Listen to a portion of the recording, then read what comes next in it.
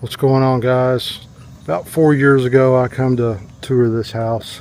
It's called Whisper Estates. It's in Mitchell, Indiana. It's one of the most haunted locations in Indiana. There is, I think, Ghost Adventures and a bunch of the ghost TV shows that they've been here. I'll give you some of the history on this house.